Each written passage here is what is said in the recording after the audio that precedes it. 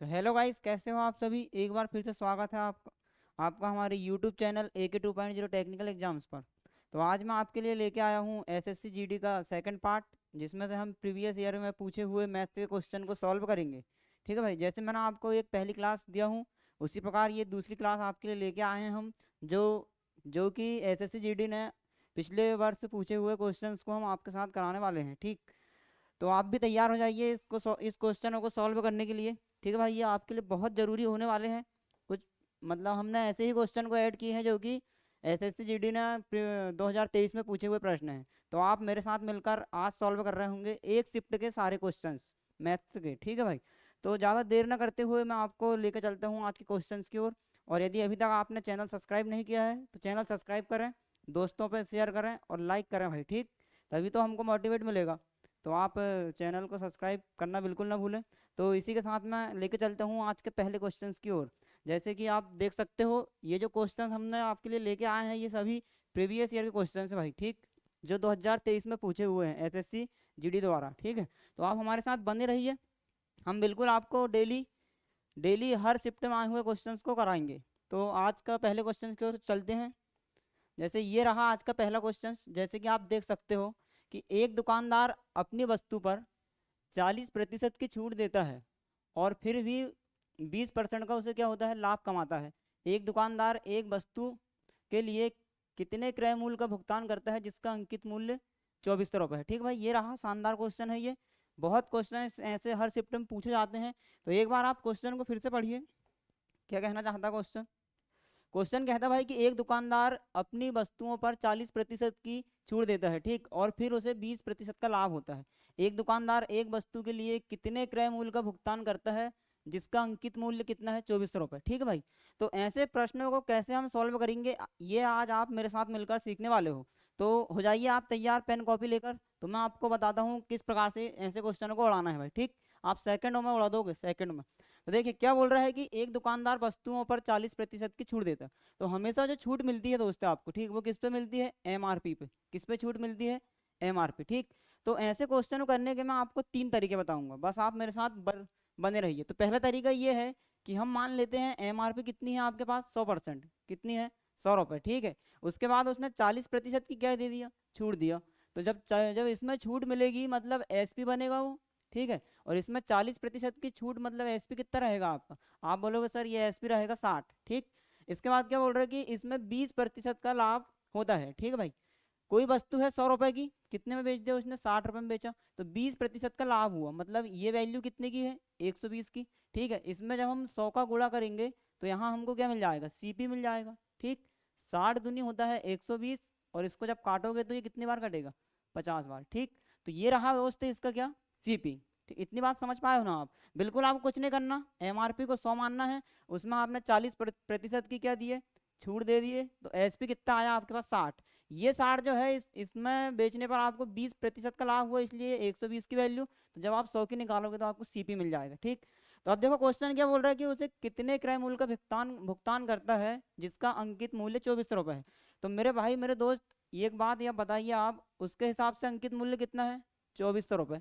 ठीक, और अपने हिसाब से कितना है, तो आप बोलोगे सर अपने हिसाब से 100 की वैल्यू दी हुई है, कितनी, 2400। और हमको बताना क्या है, CP बताना है। तो CP कितना है आपके पास, 50 यूनिट।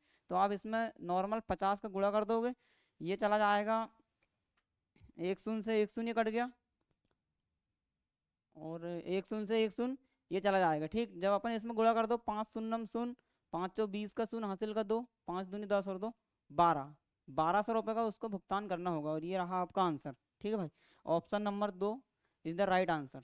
तो कुछ इस प्रकार से आप इसको सॉल्व कर रहे होंगे बहुत ही आसान तरीके से। बस आप हमारे साथ बने रहिए, तो आपको डेली ऐसे क्वेश्चंस कराए जाएंगे। ठीक, और इसको करने के दूसरे तरीका और भी तरीके होते हैं इस प्रकार के सवालों को सॉल्व करने के, जो मैं आपको बताने वाला हूँ। देखो क्या बोल रहा है क्वेश्चन कि भाई दुकानदार अपनी वस्तु पर 40% की छूट देता है। ठीक, कितने प्रतिशत की छूट दिया उसने, 40% की छूट देता है, और फिर भी उसे 20% का लाभ कमाता है बोले। तो आप कुछ मत कीजिए, 40% का फ्रैक्शन मान कितना होता है, 40% का फ्रैक्शन मान यदि आप बोलोगे कि भाई इसका जो फ्रैक्शन मान होता है वो कितना होता है, 2 बटे कितना हो जाएगा, यहाँ 100 का भाग दे दोगे, ये 1 जीरो से 1 जीरो, 2 दूनी 4, 2 पंचे 10, 40% का फ्रैक्शन मान कितना हुआ, 2/5। इसी प्रकार से आप 20% का फ्रैक्शन मान बोले हैं, तो 20% का आप फ्रैक्शन मान निकाल लीजिए, कितना होगा, 1/5। ठीक, तो देखना भाई ये क्या रहेगा, ये उसका रहेगा MRP, क्या रहेगा, MRP। ठीक, ये रहेगी उसकी छूट। ठीक, तो 5 रुपये उसकी MRP है, 2 रुपये उसने छूट दिया, तो मुझे आप एक बात बताओ कि उसको विक्रय मूल्य कितने रुपए में बेचा होगा। तो आप कहेंगे इसका जो SP है, टोटल 5 में से जब 2 घटाओगे तो SP कितना निकलेगा, 3 निकल जाएगा।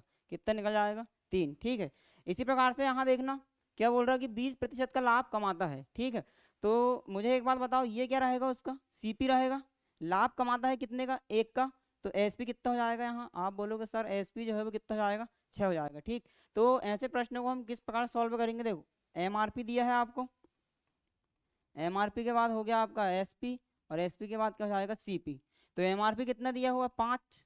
ठीक है, इसमें आपका SP कितना है, 3। यहाँ अगर आप SP देखोगे तो ये यहाँ जाएगा 6, और इसका CP कितना होगा, 5। इतना कर लो। इतने के बाद आपको कुछ नहीं करना है, सिंपल ये सामने वाले को यहाँ ला के लिख दो, और इसके सामने वाले को यहाँ लिख दो। ठीक, नॉर्मल इन पर गुणा कर दो, 6 पंचे हो जाएगा यहाँ 30, और ये हो जाएगा 6 तिया 18, और ये होगा 5 तिया 15। यदि ये कटता है तो इसको काट लो। जैसे आप देखो ये 3 से कट सकता है, 3 नाम कितना होगा, 3 नाम हो जाएगा 10, इसको काटोगे 3 छिंग 18, और इसको काटोगे तो 3 पचे 15। ठीक है भाई, अब आपको क्या दिया है, आपको दिया है इधर MRP। MRP कितनी दी हुई है, 2400। तो और इधर हमारे हिसाब से MRP कितनी है, MRP आप बोलोगे 10, तो 2400 जो है वो 10 यूनिट का मान है। कितने यूनिट का मान, 10 यूनिट का मान है। हमको CP बताना है, तो ये रहा CP, गुणा कर देंगे किसका, 5 का। 1 शून्य से 1 शून्य चला जाएगा, 5 शून्य शून्य, 5 चौ 20 का शून्य हासिल का 2, 5 दूनी 10 और 2 12। ये रहा भाई आपका आंसर। ठीक, तो कुछ इस तरह से आप इस प्रश्न को सॉल्व कर सकते हैं। ठीक, तो आपको जो बेहतर लगता है आप उसको अपनी कॉपी में उतारिएगा, और हमारे साथ बने रहिए, डेली आपको ऐसे ही क्वेश्चन देखने को मिलेंगे। ठीक है भाई, और भी इसके तरीके हो सकते हैं। एक और तरीका मैं आपको बताता हूँ जो बहुत शानदार तरीका है। ठीक भाई, देखो क्या बोल रहा है, 40% की छूट देता है। कितने प्रतिशत की छूट देता, 40% की छूट देता है, मतलब बेचता कितने में होगा दोस्त ये। तो आप बोलोगे सर ये 40% की छूट देता है कितने में, 2400 रुपये में। तो ये बेचेगा कितने में, 60% में बेचा होगा इसने। ठीक, ये रहा आपका 60%। फिर क्या बोल रहा है कि 20% का लाभ कमाता है। तो देखना कितने का लाभ कमाया, 20% का, तो 20% का हो जाएगा 120। आपको क्रय मूल्य बताना है, तो क्रय मूल्य ये रहा 100। बस हो गया, इसको आप कैलकुलेशन कर लो। ये चला जाएगा 1 शून्य से 1 शून्य चला गया, ये 1 शून्य से 1 शून्य कट जाएगा, ये 1 शून्य से 1 शून्य कट जाएगा, 6 दूनी आप बोलोगे 12, और इधर इसको काटोगे 2 से तो ये कट जाएगा 12 बार, और इसका 12 का गुणा जब 100 में करोगे तो आंसर कितना आएगा, 1200 इज द राइट आंसर। ठीक है भाई, तो इस प्रकार से आप 3 मेथड से इस सवाल को सॉल्व कर सकते हैं, हल कर सकते हैं। तो बस आप इसी प्रकार की ट्रिक्स और बेसिक अगर चाहते हो तो हमारे साथ बने रहिए, और यदि अभी तक चैनल सब्सक्राइब नहीं किया है तो चैनल को सब्सक्राइब करना बिल्कुल ना भूलें। तो ये रहा आज का बहुत ही शानदार प्रश्न। अब लेके चलता हूँ मैं आपको अगले क्वेश्चन की ओर, जल्दी से आप इसका स्क्रीनशॉट ले लें।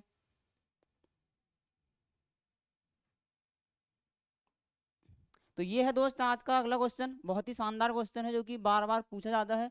एक आदमी 64 किलोमीटर प्रति घंटे की गति से स्कूटर द्वारा एक निश्चित दूरी तय करता है। ठीक है, 64 किलोमीटर की गति से स्कूटर द्वारा एक निश्चित दूरी तय करता है, और वह 16 किलोमीटर प्रति घंटे की गति से साइकिल चलाकर प्रारंभिक स्थान पर लौटता है।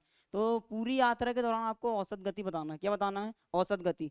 तो औसत गति निकालने का मैंने आपको पहली क्लास में भी सिखाया हूँ, बिल्कुल एकदम सिंपल सा इसका लॉजिक होता है। क्या करोगे आप, 2x बाय बटे क्या करना आपको, x प्लस बाय। ठीक है, बस हो गया, मान रख दो आप इसमें, 2 का हो जाएगा 2। कितने किलोमीटर की स्पीड से जा रहा है, 64 की, तो यहाँ गुणा कर दो 64, और कितने से वापस आ रहा है, तो आप बोलोगे सर ये 16 से वापस आ रहा है, तो ये 16 बटे क्या करना है, x प्लस बाय। जब इन दोनों को जोड़ोगे आप तो कितना होगा, 64 और 16 80। बस हो गया, यही इसका आंसर रहेगा दोस्त। ठीक, बस इसको काट दो। जब इसको आप काटोगे तो 8 दाहम कटेगा, ये 80, ये हो जाएगा 80 80 64। जब 2 से काटोगे तो ये कटेगा 5 बार। ठीक है, तो 16 80 कितना होता है, 128। तो 128 नीचे क्या जाएगा, 5।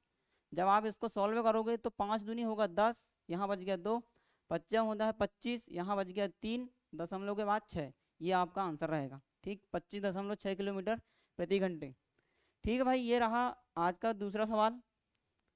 तो बहुत ही शानदार सवाल है ये भी, लेकिन आप इसको मिनट भी नहीं लगने दोगे, 3 सेकंड में उड़ा दोगे इसको आप। खूब से खूब आपको कितना सेकंड लगेगा, 3 से 4 5 सेकंड लगेंगे बस। तो इसी प्रकार आप बने रहिए। अब लेके चलते हैं अगले सवाल की ओर। ये रहा आज का अगला क्वेश्चन। देखो ये भी बहुत लाजवाब क्वेश्चन है, जो कि हर बार पूछा जाता है हर शिफ्ट में। 5 महिलाएं एक कार्य को 8 दिन में पूरा कर सकती है। ठीक है भाई, 5 महिलाएं हैं, कोई काम होगा, उस काम को कितने दिन में पूरा कर सकती है? 8 दिन में पूरा कर सकती है। जबकि 8 बच्चे उसी काम को पूरा करने में 10 दिन लेते हैं। ठीक है भाई, समझे? कोई भी एक काम है, 5 महिलाएं यदि उस काम को करे तो 8 दिन लगेंगे, यदि 8 बच्चे उसी काम को करे तो 10 दिन लगेंगे।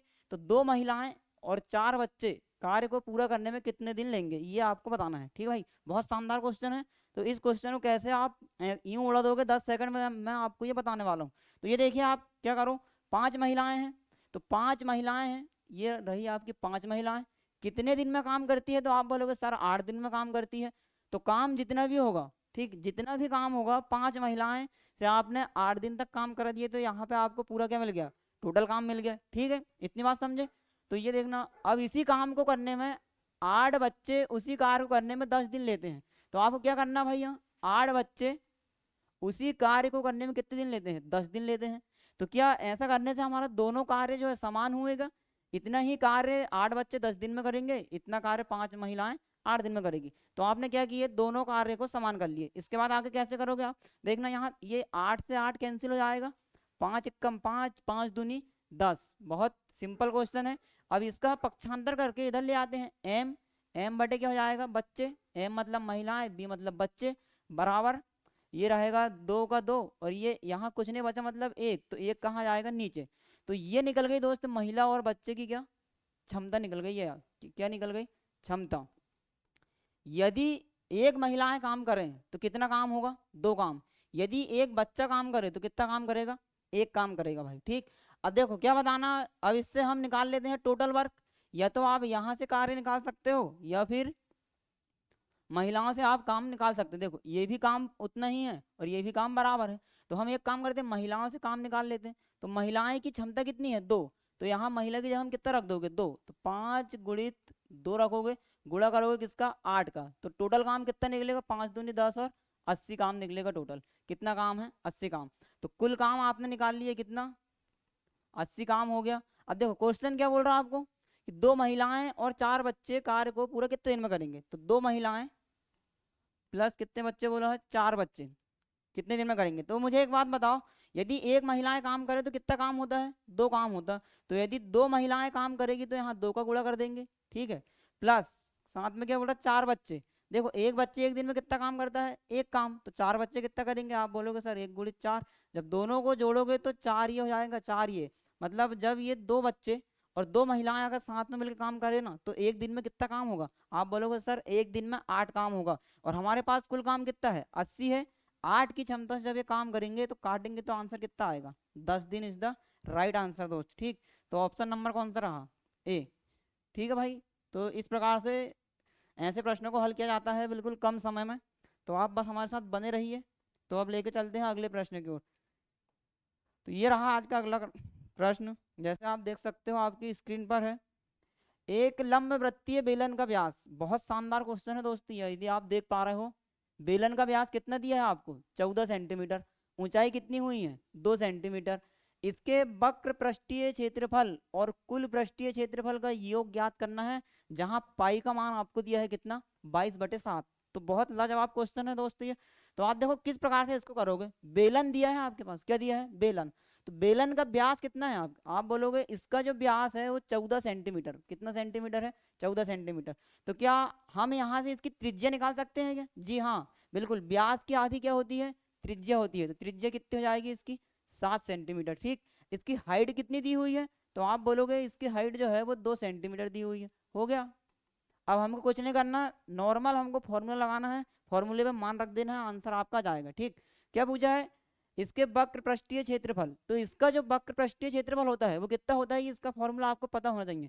तो आप बोलोगे सर 2 पाई आर, ये क्या होता है? इसका वक्र पृष्ठीय क्षेत्रफल 2 पाई आर एच। ठीक है भाई, और इसके कुल पृष्ठीय क्षेत्रफल का योग, मतलब ये तो हो गया उसका वक्र पृष्ठीय क्षेत्रफल, और दूसरा फॉर्मूला क्या लगाओगे, कुल पृष्ठीय क्षेत्रफल का योग, योग करना इसलिए प्लस का चिन्ह लगा दिए। और कुल पृष्ठीय क्षेत्रफल का इसका फॉर्मूला होता है 2 पाई आर प्लस एच। बस इसमें आपको सॉल्व करना है और आंसर आपका निकल के जाएगा। तो देखो जब हम इसको सॉल्व करेंगे तो यहाँ पे 2 पाई आर और ये 2 पाई आर कहाँ पे आ जाएगा, ये कॉमन निकल जाएगा 2 पाई आर। ठीक, इधर क्या बचेगा, हाइट बचेगी एच, और इधर कोष्टक के अंदर क्या रहेगा, आर प्लस एच। ठीक है, इतनी बात समझ गए हो आप। तो अब इसके बाद क्या करना, मान रखना है। देख लो यहाँ 2 पाई का मान कितना रखोगे, 22/7, ये आपको मान रखना है 22/7। आर का मान कितना दिया हुआ है, तो आप बोलोगे आर का मान 7 दिया हुआ, तो ये 7 रख दिए। फिर यहाँ कोष्टक के अंदर एच का मान कितना है, तो 2 सेंटीमीटर। ठीक है, फिर यहाँ कितना आएगा, आर की जगह में फिर कितना रखोगे आप, यहाँ रखोगे 7, एच की जगह में रखोगे 2। बस हो गया, सिंपल इसको काउंट कर लो, 7 और 2 9। ठीक, और 9 कहीं गलत कर रहे हैं क्या भाई अपन लोग। तो देखो इसको कैसे करोगे, ये मान रख दिए, 7 और 2 9, और यहाँ प्लस का चिन्ह है तो यहाँ क्या आएगा, प्लस आएगा, और 9 और 2 कितना हो जाएगा, 11। ठीक, तो ये जब कोष्टक सॉल्व करेंगे तो ये 11, ये 7 से 7 आपका ये चला जाएगा। ठीक, नॉर्मल क्या बचा, 2 × 22 × 11। ठीक है, बस इसको सिंपल सॉल्व कर लो। 11 दूनी कितना हो जाएगा 22, और 22 गुणित 22, तो 22 का वर्ग कितना होता है 484। तो ये आपका आंसर रहेगा 484। ठीक है भाई, इस प्रकार से आप इसको सॉल्व करोगे। बहुत आसान क्वेश्चन है, बस आपको फॉर्मूले पता होना चाहिए, और फॉर्मूला पे आपको सिंपल मान रख देना है, आपका आंसर 1 मिनट नहीं लगेगा और आंसर आपका निकल के जाएगा। तो option number A is the right answer. ठीक, तो आप समझ पाए होंगे, यदि समझ गए हो तो जल्दी से आप इसको अपनी कॉपी में नोट कर लें। उसके बाद मैं आपको लेके चलते हूँ अगले प्रश्न की ओर।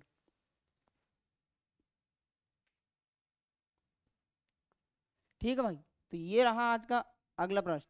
जैसे कि आप देख सकते हो बहुत शानदार क्वेश्चन है ये। करनी 6, करनी 8 और करनी 12 का चतुर्थ अनुपात बताना। आपको क्या बताना है, चतुर्थ अनुपात। तो जब भी आपको चतुर्थ अनुपात निकालना है, देखो कैसे निकालोगे, बहुत सरल है ये भी। करनी 6, अनुपात का चिन्ह लगा दो, कितना दिया है करनी 8, समानुपात कितना है करनी 21, और आपको कौन सा अनुपात निकालना है, चतुर्थ। तो ये कहलाता है आपका चतुर्थ अनुपात। तो क्या लिख लिया हमने, एक्स लिख लिया। हमेशा ऐसे क्वेश्चनों में पास पास वाले की सेटिंग होती है और इधर दूर दूर वाले की सेटिंग हो जाती है। ठीक है, तो जब इसका आप गुणा करोगे तो ये क्या बनेगा, करनी 6 इंटू एक्स बन जाएगा, और ये दोनों आपस में क्या हो जाएंगे, गुणा हो जाएंगे। ठीक है, तो जब हम एक्स का मान निकालेंगे, देखो एक मिनट, ये करनी 6 इंटू एक्स बराबर कितना निकलेगा, ये करनी 8 इंटू कितना हो जाएगा, करनी 21। एक्स को यहीं रहने देते हैं, करनी 6 को इधर लेके आ जाते हैं, तो एक्स बराबर करनी 8 इंटू कितना हो जाएगा, करनी 21 बटे कितना हो जाएगा, ये करनी 6, कितना हो जाएगा, करनी 6। अब यदि कुछ करता है तो हम काट देते हैं इसको सिंपल तरीके से। देखो कैसे काटोगे, आप बोलोगे सर ये करनी 2 से काटो आप, तो 2 तिया 6, यहाँ कितना बचा 2 तिया 6। ठीक है ना, ये कट जाएगा कितने बार, 2 चौ 8, फिर 3 से कटेगा कितने बार, ये कट जाएगा कितनी बार 7, कितनी बार कटेगा 7 बार। ठीक है भाई, अब इसके बाद कैसे सॉल्व करोगे, देखो इसके ऊपर करनी लगी हुई है, तो ये 4 जो है करनी से बाहर निकले तो कितना बचेगा, 2 बचेगा, और ये करनी 7 का करनी 7। तो राइट आंसर क्या होगा आपका, चतुर्थ अनुपात कितना आएगा, 2 करनी 7। तो option number 2 is the right answer. बहुत लाजवाब क्वेश्चन है दोस्त। यदि समझ आता होगा तो आप लाइक शेयर कमेंट सब करें, जो आपका मन करता है वो आप कर सकते हो बिल्कुल, और हमारे साथ बने रहिए, अपने दोस्तों को भी जोड़ें। ये आपके लिए बहुत बेनिफिट होने वाले हैं, ऐसे क्वेश्चंस जो कि एसएससी जीडी 2023 में पूछे हुए क्वेश्चन है। ठीक है भाई, तो अब लेके चलते हैं अगले प्रश्न की ओर। ये रहा आज का अगला क्वेश्चन। देखिए शानदार क्वेश्चन है ये भी, लाजवाब। जैसे कि आप देख सकते हो ये समयकार से आया हुआ क्वेश्चन है। आपको हम मिक्स क्वेश्चन कराने वाले हैं, हर दिन आपको 20 टॉपिक के 20 सवाल कराएंगे हम, बस आप बने रहिए हमारे साथ।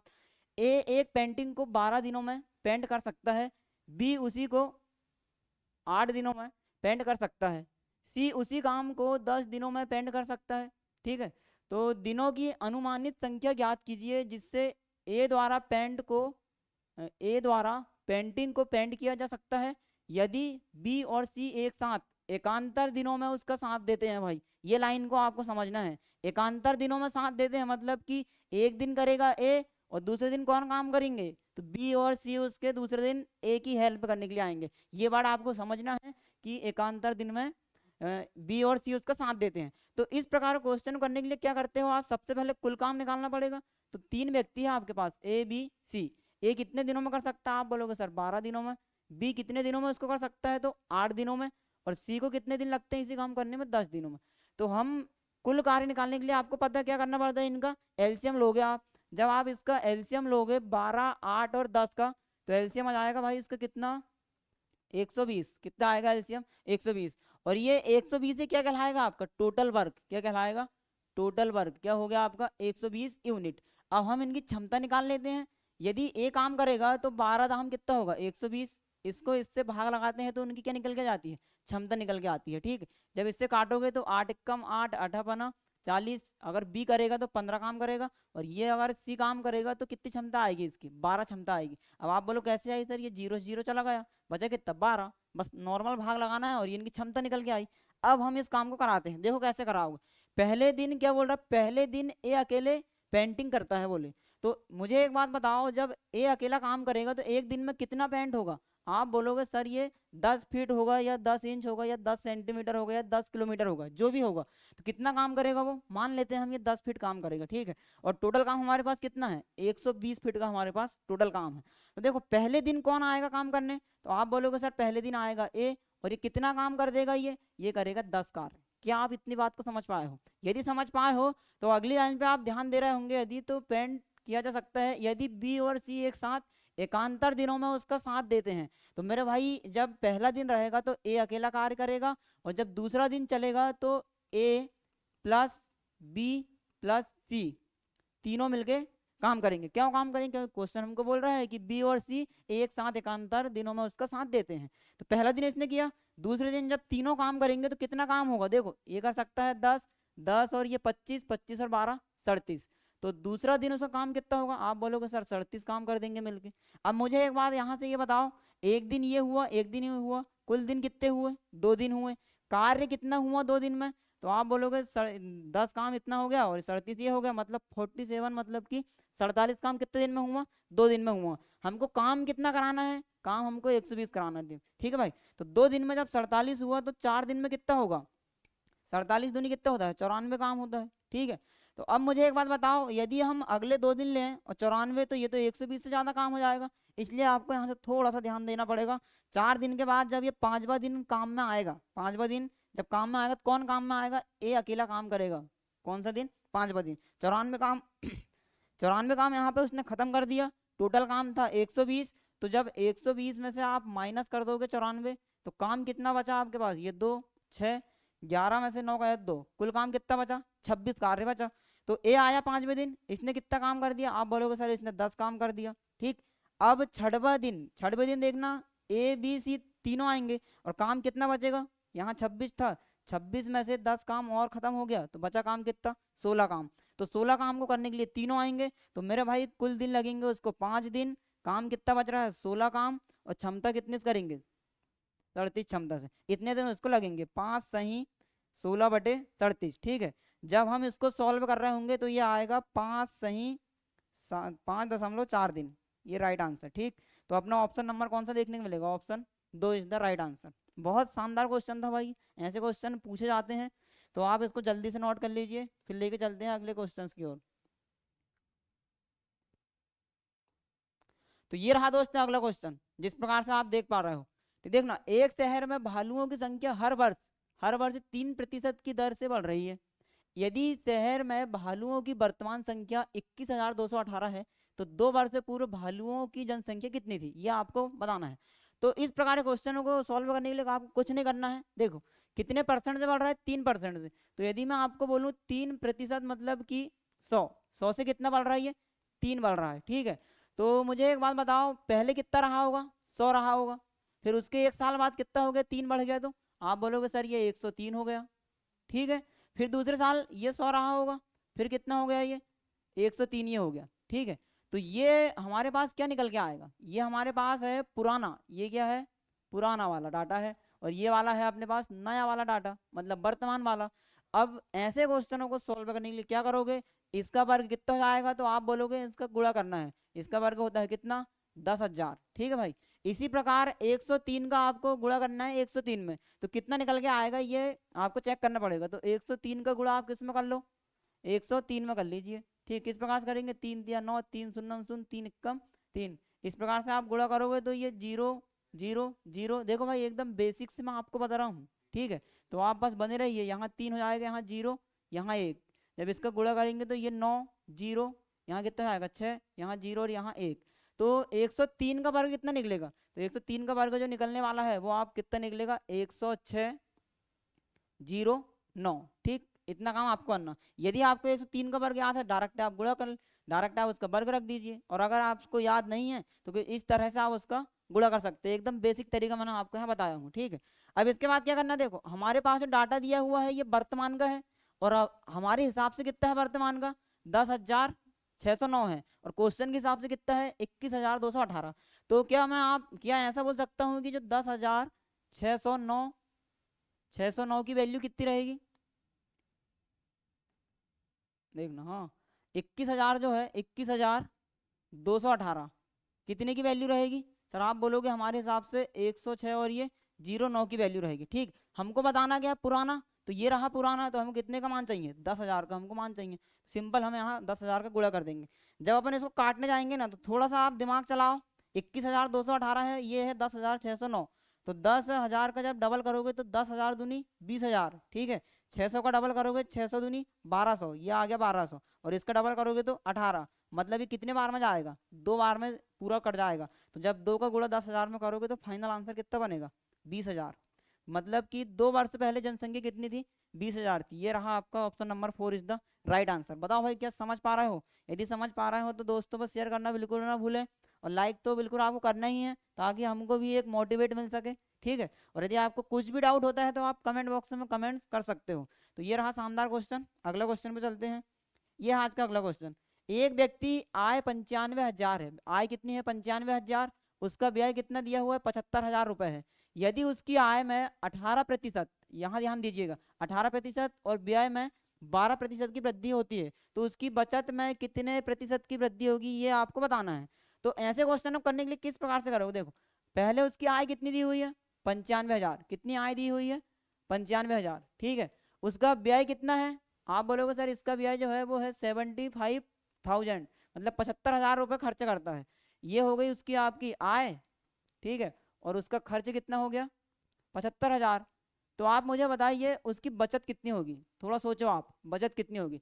तो बचत निकालने के लिए क्या करो, 95,000 में से जब आप 75,000 को माइनस कर दोगे तो क्या उसकी बचत निकल के जाएगी, बिल्कुल आ जाएगी भाई। ठीक है, आप 95,000 रुपये कमाते हो और खर्च कर देते हो कितना 75,000 रुपये, तो जो बचेगा वो बचत कहलाएगी। इसी प्रकार जब हम इसको माइनस कर देंगे तो यहाँ बचत कितनी निकल जाएगी, बचत निकलेगी आपकी 20,000 रुपये की।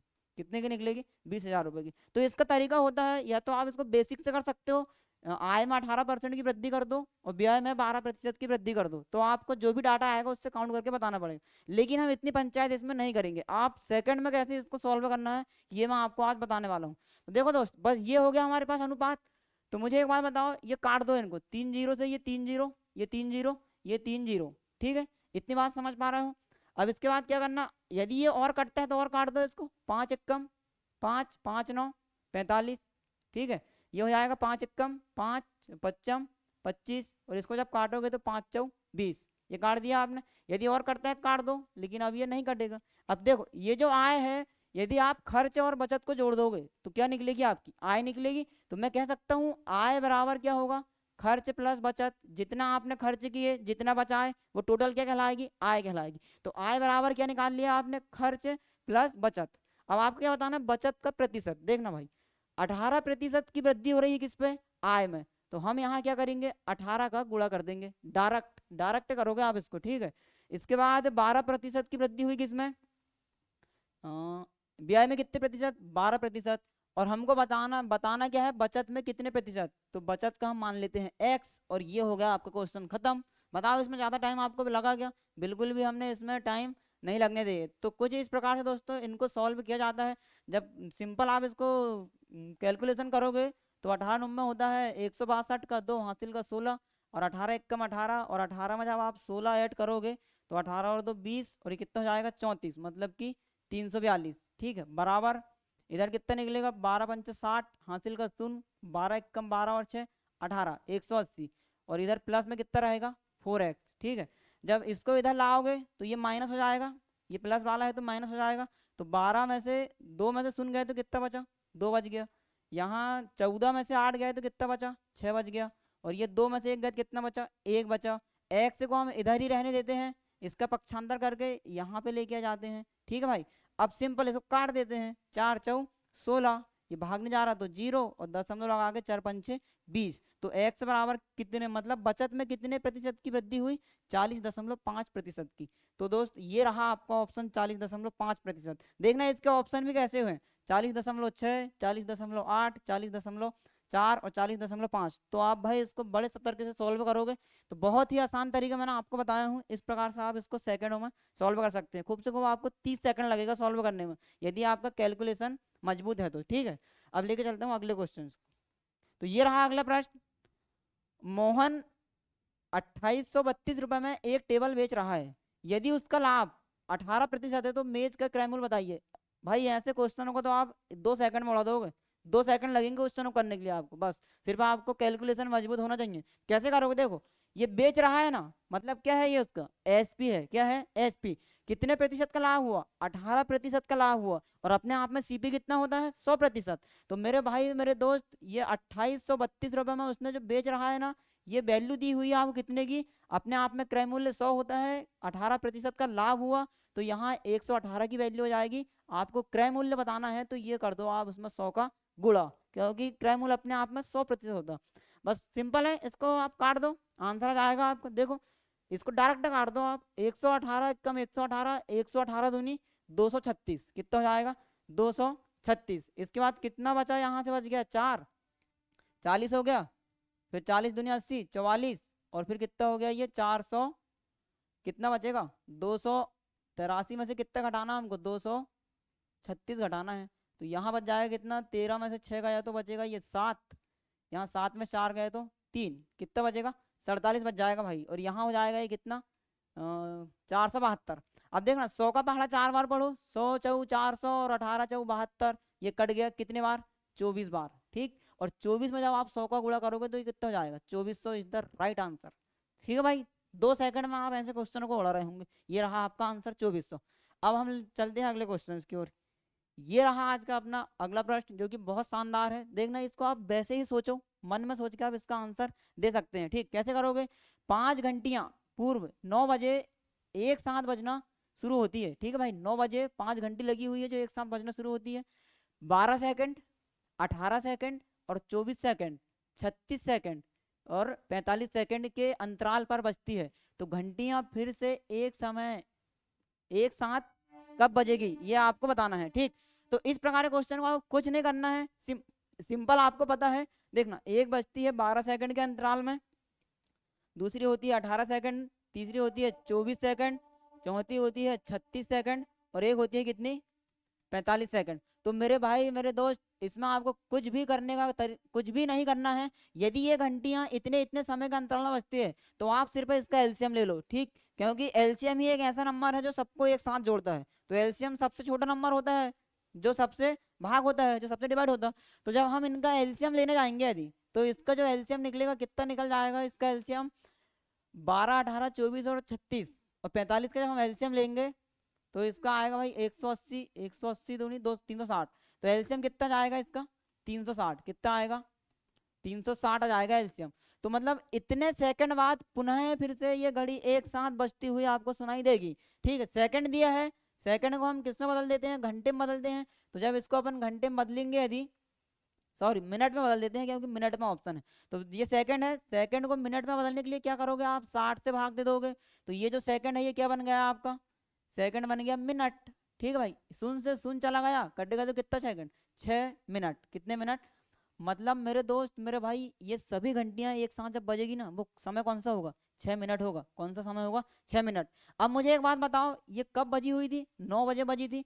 तो 9 बजे बजी हुई थी एक साथ, तो अब कितने समय बाद बजेगी 6 मिनट बाद एक साथ बजेगी। तो आपका समय क्या होगा 9:06 इज द राइट आंसर। ठीक, कुछ इस तरह से किया जाता है इनको सॉल्व। तो आपका आंसर हो जाएगा option number 2 is the right answer. समझ पाए हो? यदि समझ पाए हो तो वीडियो को लाइक करना बिल्कुल ना भूलें, शेयर भी करें और अपने दोस्तों तक फैला दें। जितना आपसे फैल सकता है उतनी वीडियो फैलाएं। आपको डेली ऐसे कंटेंट देखने को मिलेंगे हमारे चैनल पर। तो ये रहा अगला सवाल। ए अपने वेतन का 45% भोजन पर खर्च करता है और अपने वेतन का 5% वृद्ध आश्रम में दान करता है। ये तो बहुत अच्छी बात, करना चाहिए दान यदि ज्यादा है तो। यदि वह 28,500 रुपये भोजन और वृद्ध आश्रम पर खर्चा करता है तो ए का वेतन बताइए मेरे भाई। देखना दोस्त, दोनों को मिला के रुपए कितना खर्चा कर रहा है। आप बोलोगे सर ये रुपए कितना खर्चा है, 28,500 रुपये खर्च कर रहा है। और प्रतिशत में कितना खर्च कर रहा है, तो आप बोलोगे 45% ये हो गया, 5% ये हो गया, दोनों मिला के कितना प्रतिशत हुआ, तो ये 50% हो गया।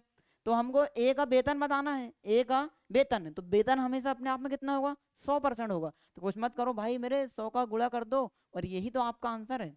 ठीक है, ये जब कटेगा ना ये शून्य से शून्य चला जाएगा और ये इसको काट दो, 25 25 बच गया कितना, 3 5 7 35 और ये जीरो, और इसको उठा के क्या करना आपको, दो जीरो का दो जीरो ये लगा दो। ये रहा दोस्त आपका आंसर। मजा आया?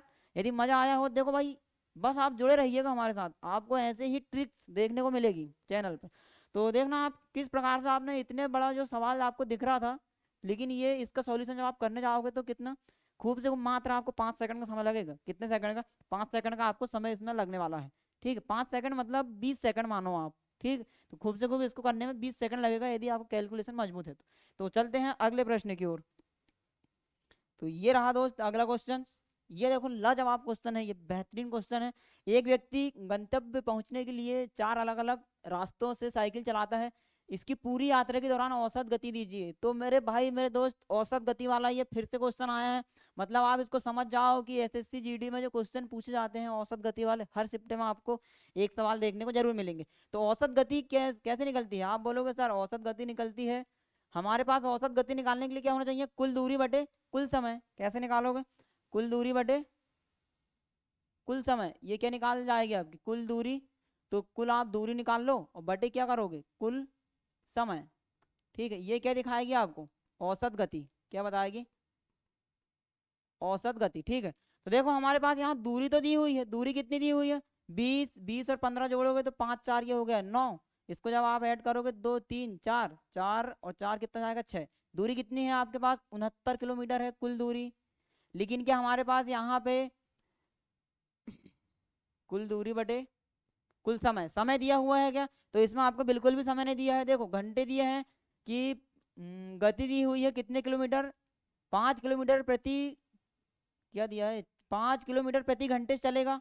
ठीक है, कौन, ए, मतलब ए की चाल हुई, बी की चाल क्या है 3 किलोमीटर प्रति घंटे, सी की चाल क्या है 2 किलोमीटर और डी की क्या है 4 किलोमीटर प्रति घंटा। तो क्या हम यहाँ से समय निकाल सकते हैं मेरे भाई, यहाँ से उनका अलग अलग समय निकाला जा सकता है। जी हाँ बिल्कुल आप निकाल सकते हो। समय बराबर क्या होता है, आपको पता होना चाहिए ये बात। समय बराबर होता है कुल दूरी, मतलब दूरी बटे क्या होता है, समय बराबर होता है आपके पास दूरी बटे चाल। यहाँ से क्या निकल जाती है आपकी समय। तो जब आप इसको इससे भाग दोगे तो इसको कितना समय लगेगा, इसको लगेगा सर, ए को लगेगा 4 घंटे, इसको लग जाएंगे 5 घंटे, इसको लग जाएंगे 5 घंटे और इसको लग जाएंगे कितना 6 घंटे। तो ये हो गया भाई आपके पास समय। 5 और 5 10, 10 4 14 और 6 20। तो मेरे भाई मेरे दोस्त ये क्वेश्चन आपने यूं ही सॉल्व कर दिए। कुल दूरी आपको कितनी दी हुई है 69 किलोमीटर, समय कितना दिया हुआ है 20 घंटे। तो जब आप इसको काट रहे होंगे तो 20 दिया कितना होता है 60।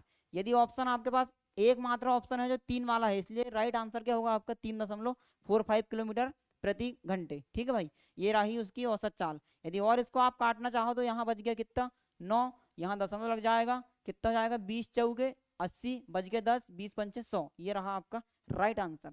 तो लेके चलते हैं अगले प्रश्न की ओर। तो ये रहा दोस्तों आज का अगला प्रश्न।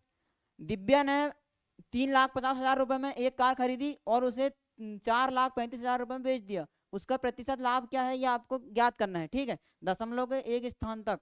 तो इसको कैसे करोगे, देखो कितने की कार थी 35 लाख की, बेच दिया कितने में 4,35,000 में।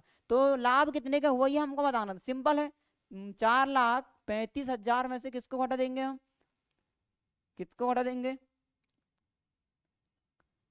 35, मतलब 3,50,000 को हम घटा देंगे। ठीक है, सॉरी ये क्या लिखा है 3,50,000 को हम खरीदा है और ये 4,35,000 में बेचा है। जब बेचने वाले में से आप खरीदे वाले घटाओगे तो क्या आपको लाभ प्राप्त हो जाएगा? आप बोलोगे जी सर बिल्कुल। तो जब आप इसको घटा दो तो लाभ कितने का हो रहा है? देखो यहाँ, ये रहा 5, 13 में से 5 गया कितना बचा? 8। कितने हजार का लाभ हो गया भाई? उसको 85,000 का उसने लाभ कमा लिया इसमें, ठीक। पर हमसे पूछा गया है, परसेंटेज पूछा है, तो परसेंटेज कैसे निकाला जाता है? कितने में कमाया उसने? 85,000, ठीक है। तो जो उसका क्रय मूल्य, हमेशा क्रय मूल्य में ही लाभ हानि होती है, ठीक है। तो क्रय मूल्य कितना दिया हुआ है? 3,50,000 क्रय मूल्य है। इतने में लाभ कितने का हुआ? आप बोलोगे सर लाभ हुआ 85,000 का, और परसेंटेज का लगाओगे आप 100। सिंपल, इसको काट लो, 1 शून्य 3 शून्य, 3 शून्य से 3 शून्य ये चले गए, 1 शून्य से 1 शून्य ये उड़ा दो, ठीक है। यदि और कटता है तो और काट लो, 5 से काटो, 5 सत्ता होता है 35, और ये कटेगा 5 एकम 5, बच गए 3, 5 सत्ता 35, ठीक। जब इसको अपन गुणा करेंगे लाके तो ये हो जाएगा 170 बटे यहाँ जाएगा कितना? 7। तो जब 7 से काटोगे तो 7 दूनी 14, बच गया कितना? 3, 7 चौ 28। तो यहाँ दशमलव के बाद कुछ आएगा आपका परसेंटेज। एकमात्र option, option 2 is the right answer. इस प्रकार से ऐसे क्वेश्चनों को उड़ाया जाता है सेकंडों में। तो लेके चलते हैं अगले प्रश्न की ओर। ये रहा आज का अगला प्रश्न। देखिए भाई, 5x माइनस 2y अनुपात का है ये, x माइनस 2y बराबर 9:17 है। तो आपको इसका मान बताना है। तो सिंपल क्या करोगे, यहाँ पे बहुत इजी है ये। 5x माइनस कितना है आपके पास? 2y। इसको जब आप इधर पलटोगे तो ये हो जाएगा x माइनस 2y बराबर, इनका अनुपात कितना दिया है? 9:17। सिंपल, जब आप इसको काउंट कर रहे होंगे तो 17 पंचे हो जाएगा ये 85x माइनस 17 दूनी 34y बराबर में क्या जाएगा? 9x माइनस हो जाएगा 9 दूनी, इनका तिर्यक गुण हो जाता है 9 दूनी 18 बाय। तो हमको क्या यहाँ से x y का मान मिल सकता है? आप बोलोगे जी सर बिल्कुल मिल सकता है। जब ये इधर आके घटेगा, 85 में से 9 गया है तो कितना बचेगा? 5, 76x कितना बचेगा? 76x बराबर ये हो जाएगा। इधर जाके ये उससे घटेगा तो 34 में से जब 18 घटाओगे तो ये बचा कितना? 24, 4, 16 कितना बचेगा? 16x, 16 बाय, सॉरी क्या रहेगा ये? 16 बाय। क्या आप इतनी बात समझ पाए हो? यदि आप इतनी बात समझ पाए हो तो आगे कैसे करोगे? देखो, 34 में से 9 घटाओ, 34 में से जब 18 जाएगा तो 14 में 6.5 और ये बचेगा 16 बाय। तो यहाँ से x और यहाँ से ले आते हैं हम बाय, ठीक। तो ये बाय का यहाँ रहेगा, इसका पक्षांतर हो गया जाएगा कहाँ? नीचे आ जाएगा ये 76। यदि ये कटता है तो इसको बिल्कुल काट लो आप, 4 चौ होता है 16, 4 एकम 4 और 4 9 के 36। ये आपको मिल गया x का मान और ये मिल गया बाय का मान। क्या बताना आपको? 9x बटे 13 बाय क्या हो जाएगा? ठीक, 9x बटे क्या हो जाएगा? 13 बाय। तो यहाँ x का मान रख दो 9 इंटू 4, x का मान 4 और बाय का मान क्या रखोगे? बाय का मान रखोगे 19। ये आपका आंसर है, ठीक। यदि कटता है तो काट लो, नहीं तो ये आपका आंसर रहेगा। 9 दिया 9 चौ 36। तो एक मात्र ऑप्शन है आपका कौन सा? 36 बटे 247, ठीक है भाई। तो क्योंकि ऊपर 36 है और यह जाएगा 13 9 में 117, हासिल का 11, 13 एकम 13, 13 और 11 कितना? 248, राइट आंसर ये रहा। इस प्रकार से ऐसे क्वेश्चनों को सॉल्व किया जाता है। तो आप बने रहिए हमारे साथ। ये रहा अगला क्वेश्चन, लाजवाब क्वेश्चन भाई। ये देखो किस प्रकार से इसको आप सॉल्व करोगे। 5 घंटे में 240 किलोमीटर की दूरी तय करती है, ठीक है, एक कार। यदि वह अपनी सामान्य गति से आधी गति से चलती है तो उसी दूरी को कितने समय में तय करेगी? तो मेरे भाई मेरे दोस्त, क्या आप यहाँ से चाल याद कर सकते हो? उसकी ओरिजिनल चाल कितनी हो जाएगी? 240 किलोमीटर। चाल बराबर होती है आपकी दूरी बटे समय। क्या होती है? दूरी बटे समय। दूरी कितनी है? 240, ठीक है। समय कितना दिया हुआ? 5। तो इसकी चाल कितनी निकलेगी? आप काटोगे इसको तो 5 चौ 20, बच गया 4 पने 8 40। ओरिजिनल चाल जो निकल गई उसकी वो कितनी निकली? 48 किलोमीटर प्रति घंटे, ठीक। इसकी आपको क्या करना? आधी गति। कितनी गति? आधी गति। तो इसकी आधी गति कितनी होगी? आप बोलोगे सर इसकी आधी गति हो जाएगी 24, और 24 को हमको 240 को दूरी तय करना है। तो जब 24 से आप इसको काटोगे फाइनल आंसर क्या निकलेगा? 10 घंटे। Option number 3 is the right answer, ठीक है भाई।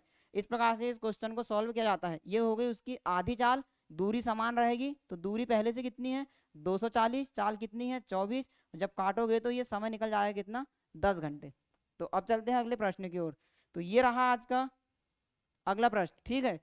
तो देखना, एक्स ने कुल 180 रुपए में 40 पेंसिल खरीदी और 180 रुपए में 2 दर्जन पेन खरीदे। एक पेन एक पेंसिल के मूल्य में अंतर बताइए। तो कुछ नहीं करना आपको, सिंपल 180 रुपए जो मूल्य है वो कितने का है? 40 पेंसिल का है। जब हम भाग देंगे तो क्या हमको यहाँ से एक पेंसिल का मान मिल जाएगा। आप बोलोगे जी सर बिल्कुल। जब इसको काटेंगे अपन तो ये कट गया, 4 होता है कितना 16, बच गया कितना 2 और 4 पंचे 20, मतलब एक पेंसिल का मूल्य कितना आया 4.5 रुपए। इसी प्रकार से 180 रुपए में 2 दर्जन पेन खरीदे। तो मुझे एक बात बताओ 2 दर्जन मतलब कितना होता है 180 रुपए, फिर आपके पास है 180 रुपए। दूसरा केस है 180 रुपए में कितने दर्जन खरीदा 2 दर्जन, तो 2 दर्जन मतलब 24 खरीदा होगा उसने। तो जब हम 24 से भाग देंगे तो क्या हमको यहाँ एक एक पेंसिल की कीमत मिल सकती है। आप बोलोगे जी सर बिल्कुल मिलेगी। तो इसको काट दो आप, 6×4 = 24, 6×3 कितना होता है 18, शून्य का शून्य। जब इसको और काटेंगे तो 4×7 हो जाएगा 28 और 4×5 20। तो ये रही भाई आपकी एक पेंसिल की कीमत, ठीक है, और ये रही आपकी एक पेन की कीमत। दोनों का आपको अंतर बताना है। तो जब 7.5 में से क्या घटाओ आप, 7.5 में से माइनस कर दो किसको 4.5 को, तो ये हो जाएगा दशमलव के बाद 0 कोई वैल्यू नहीं होती, और ये 7 में 4 गए तो 3। तो राइट आंसर क्या निकलेगा आपका 3 रुपए। बात समझ पाए हो, बहुत ही लाजवाब क्वेश्चन है, ये सभी सेलेक्टेड क्वेश्चन हमने आपके लिए लेके आए हैं। तो ये रहा भाई आज का अगला क्वेश्चन। ठीक, देखो बहुत सिंपल है, 40 और 50 के बीच कितनी अभाज्य संख्याएं हैं। 40 और 50 के बीच कितनी अभाज्य संख्याएं हैं। देखना अभाज्य संख्याएं आपको काउंट करना है। देखना 40 के बाद कौन सी होती है, आप बोलोगे सर 41, 41 के बाद 42 होगी क्या, नहीं होगी। 42 के बाद कौन सी होगी, आप बोलोगे सर 43, 43 के बाद 44, 45, 46, फिर एक कौन सी जाएगी 47, उसके बाद 48 भी भाज्य है। अब देखो अभाज्य संख्या मतलब भाई उसमें किसी भी संख्या का भाग नहीं जाना चाहिए, वो क्या कहलाती है आपकी अभाज्य संख्या कहलाती है। ठीक है, जो सिर्फ एक से विभाजित हो, केवल एक से भाग जाता हो, वही क्या कहलाती है अभाज्य संख्या। तो ये 40 और 50 के बीच में 41, 43 और 47 तीन ऐसी संख्याएं हैं जो किसी से भी भाग नहीं जा सकती। तो मुझे एक बात बताओ कितनी संख्या निकली, 3 संख्याएं। तो राइट आंसर क्या होगा दोस्त, option number C is the right answer. कितना आएगा आंसर 3। बहुत शानदार क्वेश्चन है। अब चलते हैं अगले प्रश्न की ओर। तो ये रहा दोस्त आज का अपना लाजवाब सवाल। ठीक है, इसको आप बेहतरीन सवाल में से एक गिन सकते हो। ऐसे सवाल एसएससी जीडी में बहुत पूछे जाते हैं, और ये अपना आज का अंतिम सवाल होने वाला है। ठीक है, तो इस प्रकार के सवाल को कैसे करेंगे आप मेरे साथ बिल्कुल यहाँ ध्यान से देखिएगा। तो ये सवाल को आप यूं ही उड़ा दोगे, खूब से खूब 20 सेकंड आपको लगेगा। बस आप क्या करना, थोड़ा सा अपना कैलकुलेशन सुधार करो और उसके बाद क्वेश्चन करना चालू कर दो। ठीक है भाई, तो देखो सवाल में क्या दिया है, एक डीलर 72,000 रुपए अंकित मूल्य की वस्तु पर 20% की छूट देता है दोस्त। कितनी प्रतिशत की, 20% की छूट देता है। 10% की क्या हुई, उसको हानि हुई। और यदि वस्तु पर 440 रुपए का लाभ प्राप्त करने के लिए उसे अंकित मूल्य पर कितनी छूट देनी होगी। तो मेरे भाई मेरे दोस्त आप समझो 72,000 रुपए अंकित मूल्य, MRP 72,000 रुपए है, 20% की छूट दिए और घाटा कर लिए। ठीक है भाई, घाटे का सौदा हुआ ना ये, 20% की छूट दे गए, अपने पैर में कुल्हाड़ी पटक के कितने प्रतिशत की हानि हुई, 10% की हानि हुई। तो हमको ये 10% की हानि नहीं देना है। तो क्या बताना है, 440 रुपए का लाभ प्राप्त करने के लिए अंकित मूल्य पर कितनी छूट देनी होगी। तो ऐसे प्रश्न करने के लिए मैंने आपको फर्स्ट क्लास में बताया था, पहली क्लास में, कि हम कैसे करते हैं। देखो MRP आपको दी हुई है, बटे आपको क्या दिया हुआ है MRP बटे हम कर लेते हैं CP। तो MRP बराबर क्या होता है, आप बोलोगे 100 माइनस लाभ हो जाए, हानि हो जाएगी। ठीक है, और लाभ होता तो हम प्लस लाभ कर देते। बटे CP कैसे निकालते हैं, 100 माइनस क्या करोगे छूट, ये हो गई आपकी CP। तो मुझे एक बात बताओ, हानि कितने की हुई, हानि 10% की हुई। तो क्या हम यहाँ से MRP बराबर 100 में से 10 घटाओ कितना बचेगा, 90 बच जाएगा। 20 उसका क्रय मूल्य है, कितना रुपए की छूट दिया, 20% की छूट दिया, 100 में से 20 घटाओ कितना जाएगा आपका 80 आ जाएगा। तो ये रही आपकी क्या MRP, और ये रहा आपका CP। ठीक, तो देखना भाई ये एक जीरो से एक शून्य चला गया वो, तो आपको MRP कितनी मिल गई 9, और CP कितना यूनिट मिल गया 8 यूनिट। बस क्वेश्चन ये समाप्त तो होता हुआ यहीं पे। अब देखो क्या बताना आपको, 72,000 रुपए, 72,000 रुपए क्या है अंकित मूल्य है। तो 72,000 रुपए अंकित मूल्य दिया हुआ है प्रश्न में, हमारे हिसाब से कितना है अंकित मूल्य, MRP को ही अंकित मूल्य कहा जाता है। ठीक है भाई, तो हमारे हिसाब से कितनी MRP है 9 यूनिट। तो 9 यूनिट का मान कितना दिया है 72,000 रुपए। हमको क्या चाहिए CP चाहिए, तो गुणा किससे कर देंगे 8 का कर देंगे। जब ये कटेगा ना भाई 9 अट्ठे 72, 3 शून्य के 3 शून्य यहाँ चले जाएंगे, और 8 का गुणा 8 में होगा, तो हमारा CP कितना निकल जाएगा। आप बोलोगे सर CP निकल गया हमारा 68 64,000 रुपए। कितना हजार रुपये निकल गया 64,000। अब मुझे एक बात बताओ, जो लाभ हानि होती है वो किस में होती है, CP पे होती है। तो देखना 64,000 रुपये ओरिजिनल सीपी है और उसको लाभ कितना कमाना है, लाभ कमाना है कितना 440 रुपये का। तो मुझे एक बात बताओ इसको कितने में बेचना पड़ेगा, तो आप बोलोगे सर इसमें 440 रुपये और जोड़ दीजिए, तो हमको कितने रुपए में बेचना पड़ेगा फाइनल, 0 4 4 4 6 64,400, 64,400 कितने में बेचोगे आप, 40, इतने में बेचना पड़ेगा। ठीक, तो हमको क्या बताना है, अंकित मूल्य पर कितनी छूट देनी चाहिए, ये तो भाई ताकि उसे कितने प्रतिशत का लाभ हो, 440 रुपये का लाभ हो। ठीक है भाई, क्वेश्चन थोड़ा सा बड़ा है ये, तो आप इसको देखो कैसे बहुत आसानी से कर पा रहा है। यहाँ तक कोई दिक्कत है क्या आपको, आप बोलोगे जी सर यहाँ तक तो बिल्कुल भी कोई दिक्कत नहीं है, बिल्कुल आसान कर दिए। अब देखो कितना बताना है आपको कि अंकित प्रतिशत में कितनी छूट देना है, तो हम निकाल लेते हैं ना छूट पहले। देखो अंकित क्रय मूल्य सीपी सॉरी एमआरपी कितना दिया है, 72,000, कितना दिया है 72,000। हाँ, छूट देना है कितने पे, तो हम घटा देते हैं कितने, 64,440 को जब आप घटा दोगे तो हम क्या बोलेंगे कि भाई हमको इतने रुपए की इसमें छूट देना पड़ेगा, जब कितने का फायदा होगा आपको, 440 रुपये का उसमें फायदा होगा। तो इसको हम घटा देते हैं 64 44, ये लो, इसको जब आप घटाओगे तो यहाँ निकलेगा 4, 10 में 4 गए तो 6, 9 में 4 गए तो 5, 11 में 4 गए तो 7, 6 से 6 कट जाएगा। मतलब मेरे भाई मेरे दोस्त उसको एमआरपी पे कितने रुपए की छूट देना पड़ेगा, ठीक है 7560 रुपए की छूट देना पड़ेगा। पर क्वेश्चन ने आपसे क्या पूछा है, अंकित मूल्य पर कितनी छूट देनी होगी प्रतिशत में, और सब प्रतिशत में है, तो प्रतिशत कैसे निकाला जाता है, 72,000 रुपए को आप रखोगे नीचे, ठीक है, छूट कितने की देनी है, 7560 रुपए की आपको छूट देनी है, और परसेंटेज का रहेगा 100। ठीक, बस इसको अपन काउंट कर लेते हैं, काट देते हैं, वही हमारा फाइनल आंसर होने वाला है। तो देखो 1 शून्य से ये 1 शून्य चला गया क्या, आप बोलोगे जी हाँ, 1 शून्य से ये 1 शून्य चला गया, जी हाँ 1 शून्य से ये 1 शून्य चला गया। सिंपल है, इसमें हम भाग दे देते हैं, देखना भाग दोगे 75 72 एक कम 72, ठीक, बच गया कितना, यहाँ बच गया भाई 3। ठीक, अब इसमें भाग जा रहा है क्या, आप बोलोगे बिल्कुल भागने जा रहा, तो जब भागने जा रहा तो यहाँ जाएगा शून्य, यहाँ लग जाएगा दशमलव, और 72 दहम 720 होता है, 720 का आधा हो जाएगा कितना, 360, तो यहाँ जाएगा आंसर आपका 10.5 इज द राइट आंसर। तो ये रहा दोस्त 10.5। तो ये था आज का अपना अंतिम प्रश्न। यदि आपको वीडियो पसंद आती है और यदि हमारा पढ़ाया हुआ आपको थोड़ा सा भी यदि आपको पसंद आता है, या थोड़ा सा भी आपके दिमाग में चढ़ती है बातें, या आपको समझ आता है, तो आप अपने दोस्तों पर शेयर करना बिल्कुल ना भूलें, और लाइक शेयर कमेंट तो आप कर दें, और सब्सक्राइब करें बिना आप नहीं जाओगे, क्योंकि कल फिर आपको इतने ही क्वेश्चन इसी पैटर्न के साथ इसी लॉजिक के साथ फिर हम आपके साथ उपस्थित होने वाले हैं। तो आप हमारे चैनल को सब्सक्राइब कर दीजिए यदि नए हो तो, ठीक है भाई, और हमारे साथ आप बने रहिए कंटिन्यू। तो हम आपको इसी आधार पर इसी पैटर्न पर ऐसी ही बेसिक और ट्रिक के आधार पर आप क्वेश्चंस कराने वाले हैं। ठीक, तो यदि अभी तक आप हमारे साथ नहीं जुड़े हो तो आप बिल्कुल जुड़ जाइए, डेली आपको ऐसे क्वेश्चन करने को मिलेंगे। तो ठीक है, आज के लिए इतना ही रखते हैं, फिर हम देखेंगे अगली क्लास में। ठीक, तब तक के लिए जय हिंद जय भारत।